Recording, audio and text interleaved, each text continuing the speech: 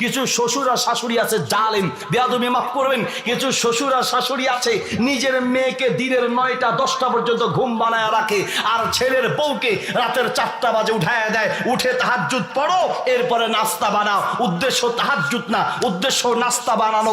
নিজের মেয়েকে ফজরের নামাজের কথাও বলে না, ছেলের বউকে তাহাজ্জুদের সময় উঠায় দেয়। কিয়ামতের মাঠে আপনাকে আসামির কাঠ গড়ায় দাঁড়াতে হবে, ঠিক কিনা? আর আপনারা জামাইরা সংসার কেমনে চালাইতে হয় কোরআন থেকে শিখতে হয়, কিভাবে পরিবার চালাতে হয় কোরআন থেকে শিখতে হয়। মা বাবা বললেই যাইয়া বউয়ের উপরে মাই শুরু করবেন, বউকে পিটানো শুরু করবেন, নির্যাতন করবেন, ইসলাম এই সুযোগও দেয় নাই। হ্যাঁ, বউয়ের পক্ষপাতিত্ব করে মা বাবার সাথে খারাপ আচরণ করা যাবে না, তাই বলে বউয়ের উপরে নির্যাতন করবেন, ইসলাম এই সুযোগও দেয় নাই। ইনসাফ আপনাকে করতে হবে। সৌদি আরবে এক যুবক